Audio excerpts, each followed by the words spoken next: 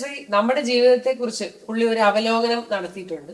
വളരെ മോശമായ രീതിയിലൊക്കെ പറയുന്നു. അതില് ഈ ജീവിതം ഇങ്ങനെ കുളമാക്കിയത് ഗുരു ആണെന്നാണ് പുള്ളി ആക്ഷേപിക്കുന്നത്.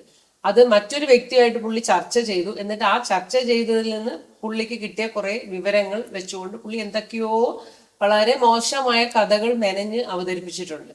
അപ്പം അതിനെക്കുറിച്ച് ശ്രീ എന്തെങ്കിലും പറയുന്നുണ്ടോ? ഈ കാര്യത്തെക്കുറിച്ച് പറയുമ്പോൾ ഞാൻ മുമ്പൊരു വീഡിയോ ഇട്ടിരുന്നു. അപ്പോൾ അതിനകത്ത് അവിഹിതം എന്നൊരു വാക്ക് കണ്ടിട്ട് ഇപ്പോൾ നമ്മുടെ ജീവിതത്തെക്കുറിച്ച് ആശ സംസാരിക്കുമ്പോൾ അവിഹിതം എന്നൊരു ടൈറ്റിൽ കണ്ടു. അപ്പോൾ പുള്ളി നമ്മുടെ വീഡിയോകളെല്ലാം ഇങ്ങനെ സാഹൂതം കാണുന്ന ഒരു വ്യക്തിയാണ്. അപ്പോൾ അതിൽ തന്നെ അവിഹിതം എന്ന് കണ്ടപ്പോൾ പുള്ളി വളരെ ഇൻട്രസ്റ്റിംഗ് ആയിട്ട് ആ വീഡിയോ മുഴുവൻ കണ്ടു. അപ്പം ഞാൻ ഈ അവിഹിതം എന്ന് പറഞ്ഞിട്ട് അതിനകത്ത് മൊത്തം ആത്മീയമാണ് പറഞ്ഞത്. അപ്പം ഞാൻ പറഞ്ഞു ആശയെടുത്ത് ഈ അവിഹിതം, അപ്പോൾ പുള്ളി അതിൽ പരാതി ഉന്നയിക്കുന്നുണ്ട്, അവിഹിതം എന്ന് പറഞ്ഞിട്ട് അതിനകത്തൊന്നും പറഞ്ഞിട്ടില്ല എന്ന്. അപ്പൊ ടൈറ്റിൽ കൊടുത്തിട്ട് അപ്പൊ ഞാൻ പറഞ്ഞു, ആശയോട് ഞാൻ പറഞ്ഞു, അവിഹിതം എന്ന് കണ്ടാലേ ആൾക്കാർ വീഡിയോ കാണൂ. ആത്മീയം എന്ന് പറഞ്ഞാൽ ആരും വീഡിയോ കാണാൻ പോണില്ല. അതുകൊണ്ട് അവിഹിതം എന്ന് പറഞ്ഞെങ്കിലും വീഡിയോ ഒന്ന് കാണുന്നവരെ കുറച്ച് ആത്മീയം പഠിപ്പിക്കാം എന്ന് പറഞ്ഞാണ് ഞാൻ ആ വീഡിയോ ഇട്ടത്.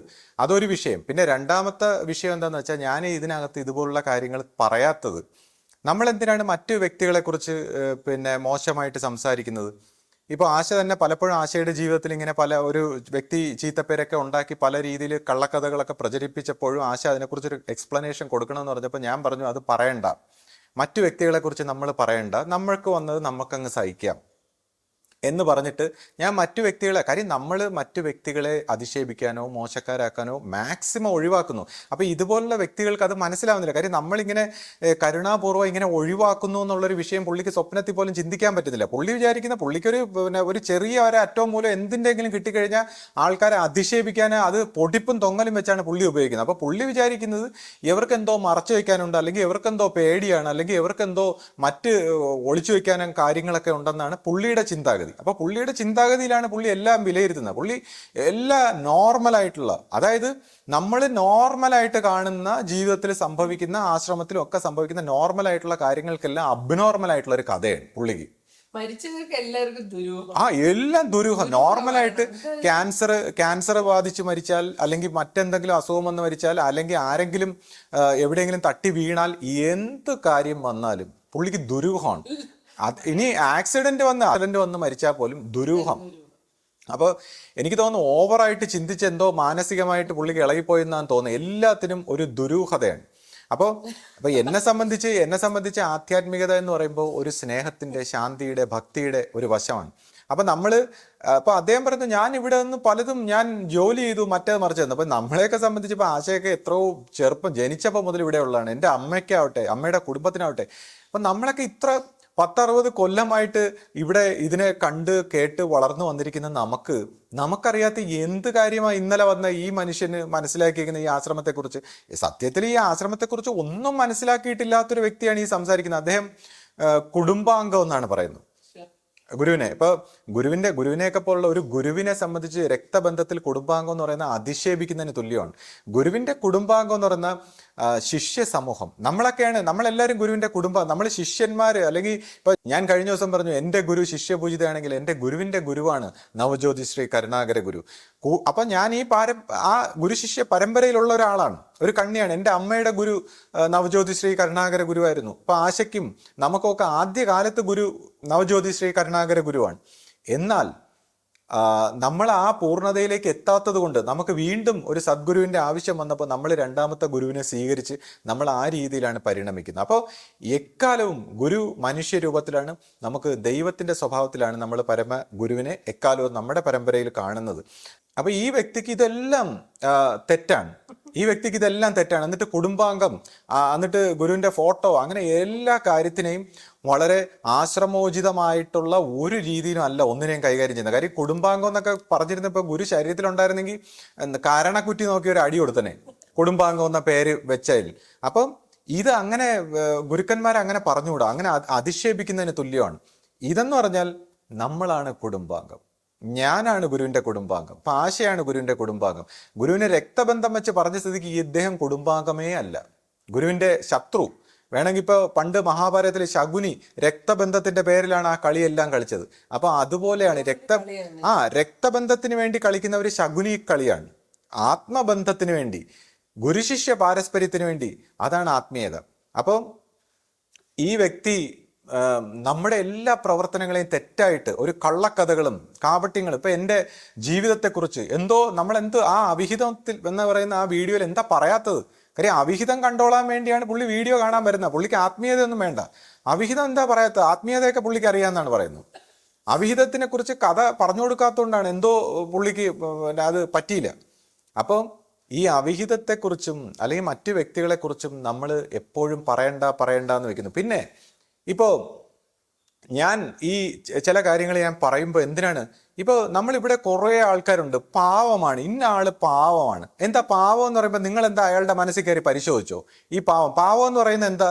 ഈ സ്വന്തം വീട്ടിലിരിക്കുന്ന സാധനം അവരുടെ വീട്ടുകാരെ നിന്ന് തട്ടിയെടുത്തോണ്ട് പോയി മറ്റുള്ളവർക്ക് കൊടുക്കുന്നതോ, അല്ലെങ്കിൽ ഏതെങ്കിലും ഒരു സ്ഥാപനത്തിൽ ഇരിക്കുമ്പോൾ അവിടുത്തെ പൈസ ദൂർത്തടിച്ച് നശിപ്പിച്ച് നിങ്ങൾക്ക് തരുന്നതോ, അതാണോ പാവം? അല്ലെങ്കിൽ മനുഷ്യ ഇങ്ങനെ എന്തെങ്കിലും ഈ പിന്നെ കയ്യും കാലുമുള്ള മനുഷ്യർക്ക് എന്തിനാണ് പരസ്പരം ആവശ്യമില്ലാത്തടത്ത് സഹായിക്കുന്നത്? അപ്പൊ തന്നെ ആവശ്യമുള്ളിടത്ത് ദൈവമായിട്ടാണ് നമ്മളെ മറ്റു മനുഷ്യരെ സഹായിക്കുന്നത്. അല്ലാതെ ആവശ്യമില്ലാത്തടത്ത് വന്ന് സഹായിക്കുന്നത് പാവത്തരമല്ല, അത് കള്ളത്തരമാണ്. ഇമേജിന് വേണ്ടി നൈസായിട്ട് പെരുമാറുന്ന നൈസായ വ്യക്തിത്വം അല്ല, അത് അഭിനയമാണ്. അപ്പം ഈ കസ്റ്റമർ കെയർ പോലുള്ള അഭിനയം വെച്ച് പാവം, ഭൂതം, ഭാവി മനുഷ്യൻ ഇത്രമാത്രം അന്ധനായി പോകുന്നു. അല്ലെങ്കിൽ ആൾക്കാർ പറയുന്ന കഥകൾ വിശ്വസിക്കുന്നു. ഓരോ വ്യക്തികൾ അവനവന്റെ ഇമേജിനെ പ്രൊട്ടക്ട് ചെയ്യാൻ വേണ്ടി മാത്രമല്ല ഈ കഥകളെല്ലാം പടച്ചു വിടുന്നത്. ആരെങ്കിലും പറയുന്ന കഥകൾ ആരെങ്കിലും വിശ്വസിക്കും? ഇപ്പൊ എന്നെ സംബന്ധിച്ച് എൻ്റെ ജീവിതത്തിൽ എനിക്കിങ്ങനെ ഒരു കഥകളും ചീത്തപ്പേരും അങ്ങനെയൊക്കെ കേൾക്കുന്ന സമയത്ത് ഞാൻ വിചാരിച്ചു ഇതൊരു ആധ്യാത്മികമായ ഒരു പരിണാമമാണ്. ചിലപ്പോൾ ഇതൊക്കെ കേൾക്കുന്നത് നല്ലതാണ്, നമ്മുടെ ദോഷങ്ങൾ അത്രയും പോകും. കൂടാതെ നമ്മൾ ഈ വേൾഡിൽ നിന്ന് മാറി നമ്മുടെ ഒരു ദൈവികമായ വേൾഡിലേക്ക് പോകാൻ ആഗ്രഹിക്കുമ്പോൾ നമ്മൾ വിചാരിച്ചു ഇവിടെ നമുക്ക് വ്യാപരിക്കാനായിട്ട് ഇനി ഒന്നും വേണ്ട, നമുക്കതൊരു സമാധാനമായി ചിലപ്പോൾ അങ്ങനെ ആവട്ടെ എന്ന് പറഞ്ഞ് നമ്മളൊന്നും ആരെടുത്തും എക്സ്പ്ലെയിൻ ചെയ്യാനോ പറയാനോ ഇന്ന് വരെ ഒന്നിനും എക്സ്പ്ലെയിൻ ചെയ്യാനും കഥകൾ പറയാനും പോയിട്ടില്ല. അപ്പോൾ ഇതുപോലുള്ള വ്യക്തികൾ കള്ളക്കഥകളും പല കാര്യങ്ങളും പറയുന്നു. ഇപ്പൊ അവസാനം ഞാൻ കേട്ടത് ഗുരുവിന്റെ തലയിൽ കൊണ്ടുവച്ചേക്കും. അപ്പോൾ എല്ലാത്തിനും ഗുരുവിന്റെ പേരിൽ. അപ്പോൾ അതുകൊണ്ട് നമുക്ക് കുറച്ച് കാര്യങ്ങളൊക്കെ പറയേണ്ട ഒരു സാഹചര്യം വരുന്നു. അപ്പൊ ഞാൻ എന്തായാലും ഇപ്പൊ ഞാൻ വ്യക്തിഗതം നടത്താൻ ഉദ്ദേശിക്കുന്നില്ല, പക്ഷെ ഞാൻ ഒരു കഥ പറയുകയാണ്. ഒരു കഥാപാത്രത്തിന് ആ കഥയിലൂടെ നമ്മൾ ചില കാര്യങ്ങൾ മനസ്സിലാക്കാൻ വേണ്ടി, അല്ലാതെ ഞാൻ ഈ യഥാർത്ഥ വ്യക്തികളെ കുറിച്ച് ഞാനൊന്നും പറയുന്നില്ല, പക്ഷെ കഥ. അപ്പോൾ ഒരു ആധ്യാത്മിക കേന്ദ്രത്തിൽ ഒരു ജീവിക്കുന്ന വ്യക്തി. അപ്പോൾ ചെറുപ്പക്കാർ പലരും ഈ ബോയിങ് എന്ന് പറയുന്ന സിനിമ ഒരുപാട് പേരെ ചെറുപ്പക്കാരെ വഴിതെറ്റിച്ചിട്ടുണ്ട്. അപ്പോൾ ഈ ബോയിങ് കണ്ടിട്ട് എന്ത് കള്ളത്തരവും പറയാം ജീവിതത്തിൽ, മറ്റുള്ളവരുടെ അടുത്ത് എന്ത് കള്ളത്തരവും പറഞ്ഞ് എന്ത് സ്ത്രീ വിഷയവും അഭിനയിക്കാം, എന്നിട്ട് ജീവിതത്തിലും എന്ത് കള്ളത്തരവും പറയാമെന്ന് വിചാരിച്ച കുറേ ചെറുപ്പക്കാരുണ്ട്. ആധ്യാത്മിക രംഗത്ത് ഇഷ്ടപ്പെടാത്ത കുറേ ചെറുപ്പക്കാർ എന്ത് കള്ളത്തരവും ജീവിതത്തിൽ പറയാം. കള്ളത്തരമാണ് ഇപ്പൊ ഈ പറയുന്ന ഈ ചാനലിൽ വീഡിയോ എടുക്കുന്ന വ്യക്തിയും വിചാരിക്കുന്ന എന്ത് കള്ളത്തരവും പറയാം. കള്ളത്തരമാണ് ജീവിതം. കള്ളത്തരം കൊണ്ട് നമ്മളിങ്ങനെ കോടതിയിലൊക്കെ സംസാരിക്കുന്ന പോലെ ഇങ്ങനെ കള്ളത്തരം പറഞ്ഞ് പറ്റിച്ചാൽ മതി, കാര്യം ശരിയാവും എന്നാണ് വിചാരിച്ചേക്കുന്നത്. അപ്പോൾ ആ ബോയിങ് സിനിമ പോലെ ജീവിക്കുന്ന കുറച്ച് ആൾക്കാരുണ്ട്, കുറേ ചെറുപ്പക്കാർ ആ കാലഘട്ടത്തിലുള്ളവർ. അപ്പോൾ ഈ കഥാപാത്രം പ്രേമം, അപ്പോൾ പുള്ളിക്ക് ജീവിതത്തിന്റെ തുടക്കം മുതൽ അവസാനം വരെ പ്രേമം. അപ്പൊ പ്രേമിക്കുന്നവർ തെറ്റാണെന്ന് ഞാൻ പറയില്ല, ഞാൻ ഒരു പ്രേമമൊന്നും തെറ്റായിട്ട് ഞാൻ പറയില്ല. പക്ഷെ പ്രേമിച്ചുകൊണ്ടിരിക്കുകയാണെങ്കിൽ നമ്മൾ കല്യാണം കഴിക്കരുത്. നമുക്കിപ്പോൾ കുട്ടികളെ നോക്കാൻ വയ്യ, കുട്ടികളെയൊക്കെ കൊണ്ട് ബോർഡിങ്ങിൽ തള്ളൂ എന്ന് പറയുന്ന വ്യക്തിത്വങ്ങളൊന്നും കല്യാണം കഴിക്കാൻ പാടില്ല. അപ്പോൾ നമുക്ക് ഉത്തരവാദിത്തങ്ങൾ എടുക്കാൻ പറ്റില്ല. നമ്മൾ വിവാഹം കഴിഞ്ഞാലും നമ്മൾ പ്രേമിച്ചുകൊണ്ടിരിക്കുന്നത് പിന്നെ നമ്മൾ വിവാഹം കഴിക്കാൻ പോരുത്. അത് അവിടെയാണ് തെറ്റ്. അല്ലാതെ ഈ പറയുന്ന പോലെ പ്രേമിച്ചുകൊണ്ടിരിക്കുന്ന തെറ്റെന്ന് ഞാൻ പറയുന്നില്ല. കാര്യം അദ്ദേഹം ഈ പറയുന്ന ആരെയും കടന്നു പിടിക്കാനോ മറ്റ് വൃത്തികേടുകളൊന്നും ചെയ്യുന്നില്ല. അദ്ദേഹം ഒരു പ്രേമിയാണ്, പുള്ളിയെയും പ്രേമിക്കാനായിട്ട് കുറെ ആൾക്കാരുണ്ട്. അപ്പൊ ഇതുപോലുള്ള കഥ, ആ കഥയിലുള്ള വ്യക്തി പല പ്രേമങ്ങൾ വിവാഹശേഷവും. അപ്പോൾ ആ വിവാഹം നടക്കുമ്പോൾ അദ്ദേഹത്തിന്റെ ആത്മീയ കേന്ദ്രത്തിലുള്ള അദ്ദേഹത്തിന്റെ ആത്മീയ ആചാര്യൻ പറഞ്ഞു, ഞാനൊരു മൂകസാക്ഷിയാണ്. അദ്ദേഹത്തിന്റെ ആ കഥാപാത്രത്തിന്റെ അച്ഛനോട് പറഞ്ഞു, ഞാൻ ഈ വിവാഹത്തിനൊരു മൂകസാക്ഷിയാണ്. അപ്പോൾ ആ മൂകസാക്ഷിയായിട്ടിരുന്ന ആ വിവാഹത്തിൽ വീണ്ടും പ്രേമ നാടകങ്ങൾ ഇങ്ങനെ തുടരുന്നു. ചില സമയത്ത് ഹൈദരാബാദിൽ പോകുന്നു, അല്ലെങ്കിൽ ചില സ്ഥലത്ത് വേറൊരു സ്ഥലത്ത് പോയി മറ്റുള്ളവരുടെ കൂടെ താമസിക്കുന്നു, അങ്ങനെ തിരിച്ചു വരുന്നു. അപ്പോൾ പ്രേമങ്ങൾ ഇങ്ങനെ നിരന്തരം നടന്നുകൊണ്ടേയിരിക്കുന്നു. അങ്ങനെ അവർ തമ്മിൽ പിന്നീട് അങ്ങനെ പല കാരണത്തിൽ ഇപ്പോൾ ഈ അതിനകത്തും ഇതുപോലുള്ള ആ കഥയിലൊരു ആ പയ്യൻ വന്നപ്പോൾ ആ പയ്യൻ ഇതേപോലെ NFB പോലുള്ള ഒരു സ്ഥലത്തൊക്കെ ചെല്ലുമ്പോൾ ഒരു സ്ത്രീയുമായിട്ട് ഇദ്ദേഹത്തിൻ്റെ ഒരു പെൺകുട്ടിയുമായിട്ടുള്ള ബന്ധം കാണുന്നു. അപ്പോൾ അങ്ങനെയൊക്കെ വന്നപ്പോൾ ആ പയ്യനെയും ചേർത്ത് ഒരു കഥ ഇദ്ദേഹം ഉണ്ടാക്കുന്നു. എന്നിട്ട് ആ പയ്യനെ കൊണ്ട് ഭാര്യയെ വിളിപ്പിച്ച് ഭാര്യ ഇവിടെ ഒരു പിണക്കത്തിനുള്ള കാരണം ഉണ്ടായി. എന്തുകൊണ്ടാണ്? ആ പിണക്കം രാത്രി അർദ്ധരാത്രി ഇങ്ങനെ ഫോൺ ചെയ്തുകൊണ്ടിരിക്കുന്നു, നിരന്തരം ഏതോ സ്ത്രീയെ വിളിച്ച് ഫോൺ ചെയ്യുന്നു, ഏതോ ഒരു ഭർത്താവ് ഗൾഫിലുള്ള സ്ത്രീയെ ഒരു സ്ഥലത്ത് വീട് വാങ്ങിച്ച് താമസിപ്പിക്കുന്നു, അവിടെ രാത്രി കാലങ്ങളിൽ നാട്ടുകാരോട് സഹോദരൻ എന്ന് പറഞ്ഞിട്ട് അവിടെ പോയി താമസിക്കുന്നു, നൈറ്റ് ഡ്യൂട്ടിയാണ് എന്ന് പറഞ്ഞ് താമസിക്കുന്നു. അപ്പോൾ അങ്ങനെയൊക്കെ നിരന്തരം പോയപ്പോൾ ഈ രാത്രി ഭാര്യ ഇതുപോലുള്ള കാര്യങ്ങളൊക്കെ കണ്ടുപിടിച്ചപ്പോൾ പിന്നെ ഭാര്യയെ പറഞ്ഞ് ശരിയാക്കണമെന്ന് പറഞ്ഞു ആത്മീയത സംസാരിക്കുന്ന ഒരു പയ്യന് ഫോണും കൊടുത്ത് ഫോൺ വിളിപ്പിച്ച് സംസാരിപ്പിക്കുന്നു. അതിനുശേഷം ഇവർ തമ്മിൽ ഒരു ഇഷ്യൂ ഉണ്ടായി. അവരുടെ ആത്മീയ ഗുരുവിൻ്റെ അടുത്ത് എത്തുമ്പോൾ അവിടെ നിന്ന് തമ്മിൽ യോജിച്ച് പോകാൻ പറ്റാതെ ഇറങ്ങിപ്പോകുമ്പോൾ ആ ഗുരു പറയുന്നു പോയി കാല് പിടിച്ച് തിരിച്ചു കൊണ്ടുവരാൻ പറയുമ്പോൾ വരുന്നില്ല. അതിനുശേഷം വീണ്ടും നിരന്തരം പല ആൾക്കാരെ കൊണ്ട് വിളിപ്പിക്കുന്നു, പല ആൾക്കാർ പോകുന്നു. അപ്പോൾ ഇതൊന്നും സ്വീകാര്യമല്ല. അപ്പോൾ അതിൻ്റെ ഇടയിൽ കള്ളക്കഥകൾ പറഞ്ഞ് പ്രചരിപ്പിക്കുന്നു. അതിനുശേഷം അവരുടെ കുട്ടികൾ വിളിച്ചു നോക്കുന്നു, അപ്പോഴും വരുന്നില്ല. കുട്ടികളെ പിന്നെ ഒരു കാലത്തും തിരിഞ്ഞു നോക്കിയിട്ടില്ല. ഈ കഥാപാത്രം ഒരു കാലത്തും തിരിഞ്ഞു നോക്കിയിട്ടില്ല. ഒരു ഒരു ഒരു രീതിയിൽ സംസാരിക്കാൻ പോലും താല്പര്യപ്പെടാത്ത വ്യക്തിത്വങ്ങൾ. അതിനുശേഷം ഈ പിന്നെ വർഷങ്ങൾക്ക് ശേഷം ഡൈവോഴ്സിന് കേസ് ഫയൽ ചെയ്യുന്നു. അപ്പോഴും അവരുടെ ആത്മീയ ആചാര്യൻ പറഞ്ഞു അങ്ങനെയെങ്കിലും അവർ വരുന്നെങ്കിൽ വരട്ടെ. അങ്ങനെ വരുമ്പോൾ ഈ വ്യക്തിയോട് കേസിന് പോണ്ട എന്ന് പറയുന്നു അവരുടെ ആത്മീയ ആചാര്യൻ. കാരണം എന്താണെന്ന് വെച്ചാൽ അങ്ങനെയെങ്കിലും തിരിച്ചു വരുന്നെങ്കിൽ വരട്ടെ. അങ്ങനെ തിരിച്ചു വരാൻ പല ആവർത്തി അവസരം കൊടുത്തപ്പോഴും അദ്ദേഹത്തിന് വീണ്ടും വിവാഹം കഴിക്കേണ്ട സമയമായപ്പോൾ ഒന്ന് ഡൈവോഴ്സ് ചെയ്തിട്ട് പോകുന്നു.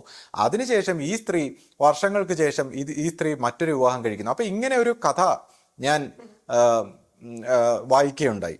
അപ്പം ഞാൻ ഈ അടുത്ത് വായിച്ചൊരു കഥയാണ്. അപ്പം ഇതേപോലത്തെ കഥകളിലുള്ള കഥാപാത്രങ്ങൾ, ഈ പടച്ചുവിടുന്ന കഥകൾ, അപ്പോൾ ഇതേപോലത്തെ കഥാപാത്രങ്ങളുള്ള ജീവിതങ്ങൾ നമ്മൾ ഒരുപാട് കണ്ടിട്ടുണ്ട്. അപ്പോൾ ഇപ്പോൾ കരൺ ജോസ് എന്ന് പറയുന്ന ഒരു വ്യക്തി, ഈ നമ്മൾ ഈ ചാനലിൽ പറയുന്ന വ്യക്തിക്ക് അദ്ദേഹത്തിനോട് ഭയങ്കര മതിപ്പ്. എന്തുകൊണ്ടാണ്? അദ്ദേഹത്തിനും ഇതേപോലുള്ള ജീവിതങ്ങൾ നയിക്കുന്ന വ്യക്തികളോടാണ് താല്പര്യം. ഇതുപോലുള്ള ഇങ്ങനെ കറങ്ങി നടന്ന ഒരു ആശ്രമ സ്വഭാവത്തിൽ അവിടുത്തെ ചെറുപ്പക്കാരെ മൊത്തം ഒരു പ്രേമ വൈബ്രേഷനിലേക്ക് എത്തിച്ച, പ്രേമ നാടകത്തിന്റെ വൈബ്രേഷനിലേക്ക് എത്തിച്ച എത്ര പേര് ഈ ചെറുപ്പക്കാരും അദ്ദേഹത്തിന്റെ കൂടെയുള്ള എല്ലാവർക്കും ഈ കഥകൾ അറിയാം. അദ്ദേഹത്തിന്റെ കൂടെ ഇതിലെല്ലാം പാർട്ടിസിപ്പേറ്റ് ചെയ്ത വ്യക്തികളും ഇവിടെ ഉണ്ട്.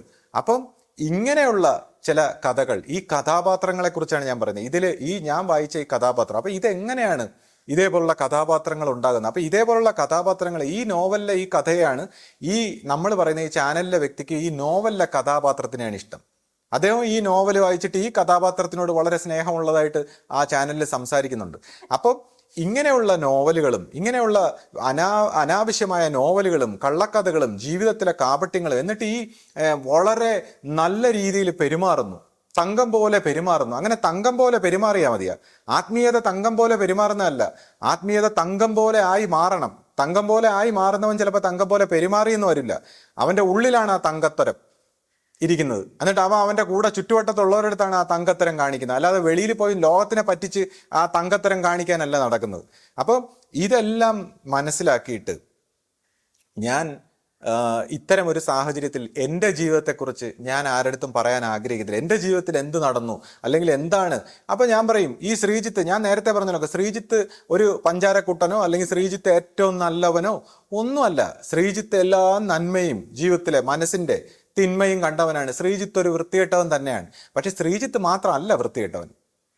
എല്ലാവരും ആ വൃത്തികേട്, അവനവൻ്റെ എല്ലാ വൃത്തികേടും അറിഞ്ഞിട്ട് ഈ തനി തങ്കത്തരവും ഈ തനി തങ്ക പെരുമാറ്റവും ഇതെല്ലാം മനസ്സിലാക്കിയിട്ട് പാവം എന്ന് പറയണം. അവിടെയാണ് കമ്പാഷൻ. ഞാനത് മനസ്സിലാക്കിയിട്ട് പാവം എന്നാണ് പറയുന്നത്. ഈ ചാനലിൽ പറയുന്ന അവൻ്റെ തരികിട മൊത്തം അവൻ തരികിടയാണ്, തനി തരികിട. കള്ളത്തരങ്ങളും കാപട്യങ്ങളും എല്ലാം വെച്ചിട്ട് ഇങ്ങനെ ധാർമ്മികതയും ആത്മീയതയൊക്കെ സംഭവിക്കുന്ന ഒരു തരികിട. അപ്പൊ ഈ തരികിട മൊത്തം മനസ്സിലാക്കിയിട്ട് ഈ ആത്മീയവാദികൾ പറയണം അവൻ പാവം, അവൻ നല്ലതാണ്. അപ്പൊ അങ്ങനെ ആ തരികിട കാണിക്കുന്ന അവൻ്റെ ആത്മീയതയാണ് വേണ്ടതെങ്കിൽ അവൻ്റെ കൂടെ പോയി ചേർന്നോളണം.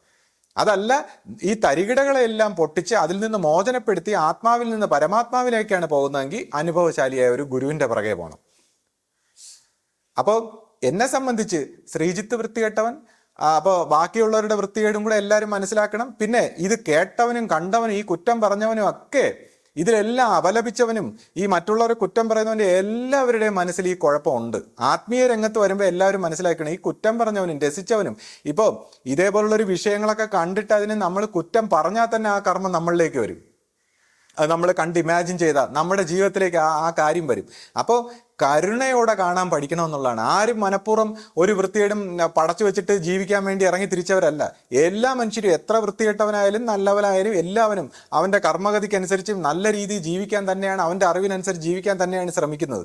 അപ്പോൾ എന്തെങ്കിലും ജീവിതത്തിൽ ഇങ്ങനെ സംഭവിക്കുമ്പോൾ അതിനെ ഇങ്ങനെ അങ്ങ് അപലപിച്ച്, അല്ല പുറമേക്കുള്ളവരെല്ലാം ചെയ്തോട്ടെ, പക്ഷെ ആധ്യാത്മിക രംഗത്ത് വരുമ്പോൾ ഇങ്ങനെ അങ്ങ് അപലപിച്ച് കള്ളക്കഥയും അവൻ പാവം എവൻ ഭയങ്കരം അവൻ ഇങ്ങനെ അങ്ങനെ എങ്ങനെയൊന്നും ജഡ്ജ് ചെയ്യേണ്ട ഒരു ആവശ്യമില്ല.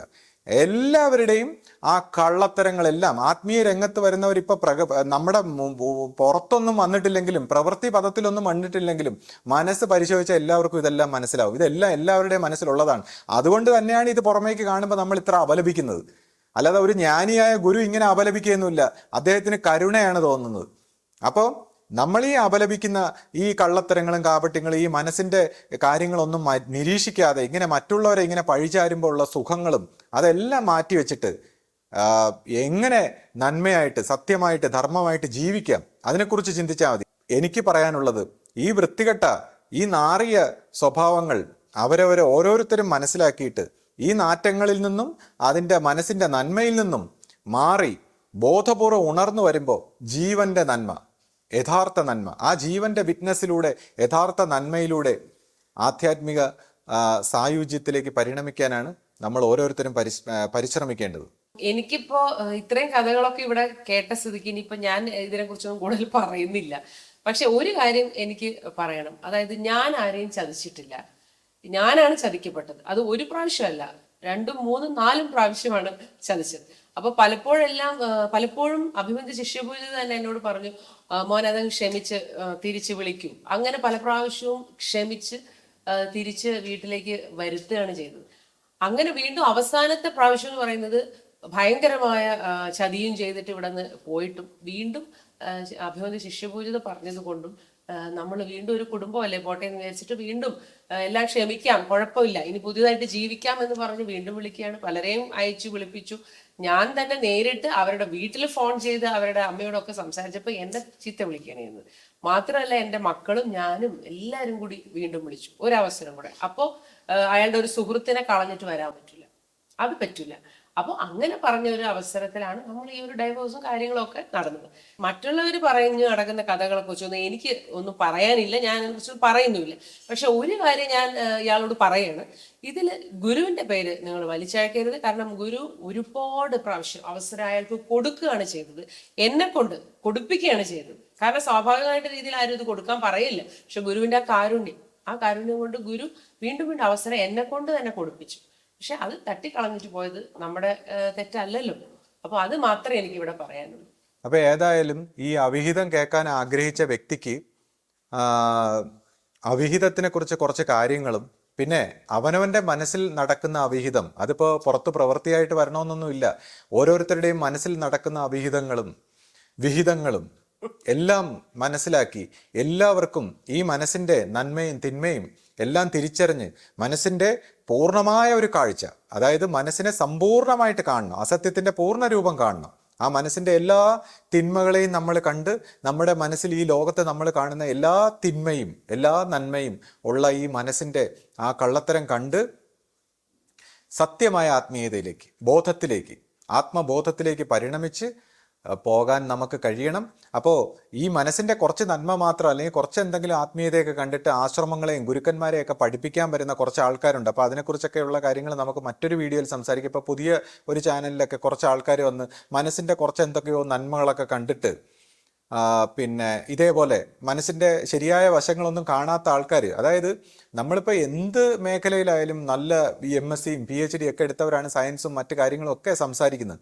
അപ്പോൾ ആധ്യാത്മിക രംഗത്ത് മാത്രം ഒന്നും പഠിക്കാത്തവന്മാർക്കെല്ലാം വന്നങ്ങ് സംസാരിക്കാമെന്നാണ് വിചാരിച്ചേക്കുന്നത്. പക്ഷേ ആധ്യാത്മിക രംഗത്ത് അങ്ങനെയല്ല. മനസ്സിൻ്റെ സമൂലമായ ഒരു ഉൾക്കാഴ്ച നേടി ആത്മബോധത്തിലേക്ക് വികസിക്കുന്ന വ്യക്തികളാണ് ആധ്യാത്മിക വിഷയങ്ങൾ സംസാരിക്കേണ്ടത്. അത് അറിഞ്ഞൂടാത്ത വ്യക്തികൾ അത് അറിഞ്ഞവരുടെ കൂടെ പോയി നിന്ന് അല്ലെങ്കിൽ അനുഭവിച്ചവരുടെ കൂടെ പോയി നിന്ന് പഠിക്കാനുള്ള ഒരു വിവേകം കാണിക്കണം. അപ്പോൾ നമുക്ക് ശരിയായ ആധ്യാത്മിക വിഷയങ്ങളുമായിട്ട് മറ്റ് വീഡിയോകളിൽ കാണാം. പിന്നെ ഇതേപോലുള്ള വ്യക്തികൾ നടത്തുന്ന കള്ളപ്രചരണങ്ങളോ അല്ലെങ്കിൽ ഇനി ഇതിന് മറുപടിയായിട്ട് അദ്ദേഹം കോടതി ഭാഷയിൽ ഇതിനെയൊക്കെ പിന്നെ മാറ്റിമറിക്കുന്ന കള്ളക്കഥകളും നമ്മൾ പറഞ്ഞതിന് പൊടിപ്പും തെങ്ങലും വെച്ച് പുതിയ കഥകളും കഥയ്ക്ക് മേൽ കഥകളും വൃത്തികേടിന് മേൽ വൃത്തികേടും ഒക്കെ ആയിട്ട് പല രീതിയിലുള്ള ആട്ടങ്ങൾ കാണും. അപ്പം ഇതിനെയൊക്കെ ഒരു പൈശാചിക കഥകളായിട്ട് കണ്ട് നമ്മളെല്ലാവരും കളയണം. കാര്യം ഇതിനൊന്നും നമ്മൾ എല്ലാത്തിനും മറുപടി കൊടുക്കാൻ നിൽക്കേണ്ട കാര്യമില്ല. ഇതൊക്കെ പൈശാചികങ്ങൾ കിടന്നിങ്ങനെ പല ആട്ടവും പേക്കൂത്തുകളും നടത്തും. അപ്പോൾ അതൊന്നും കണ്ട് പരിഭ്രമിക്കാതെ എല്ലാവർക്കും ശരിയായ ഒരു ആധ്യാത്മിക വഴിയിലേക്ക് സഞ്ചരിക്കാൻ കഴിയട്ടെ എന്ന് ആശംസിക്കുന്നു. പിന്നെ ആർക്കെങ്കിലും ഇതിലൊക്കെ കണ്ടിട്ട് എന്തെങ്കിലും ദുഃഖമോ വിഷമമോ അല്ലെങ്കിൽ മനസ്സിൽ നിന്ന് എന്തെങ്കിലുമൊക്കെ തോന്നുന്നുണ്ടെങ്കിൽ അവനവൻ്റെ മനസ്സിനെ ഒബ്സർവ് ചെയ്ത് നിരീക്ഷിച്ച് അത് വേദനയോ സുഖമോ ദുഃഖമോ എന്തായാലും അതും മനസ്സിൻ്റെ ഒരു കള്ളത്തരമാണെന്ന് കണ്ട് അവനവൻ്റെ ഈശ്വരനിൽ, ദൈവത്തിൽ, ഗുരുവിൽ സമർപ്പിച്ച് അതിൽ നിന്ന് കഴുകി മോചനം നേടി പുതിയ ഒരു ജീവിതം നയിക്കാൻ ഓരോരുത്തർക്കും പ്രാപ്തി ഉണ്ടാകട്ടെ എന്ന് പ്രാർത്ഥിച്ചുകൊണ്ട് നിർത്തുന്നു. സദ്ഗുരുവേ ശരണം. സദ്ഗുരുവേ ശരണം.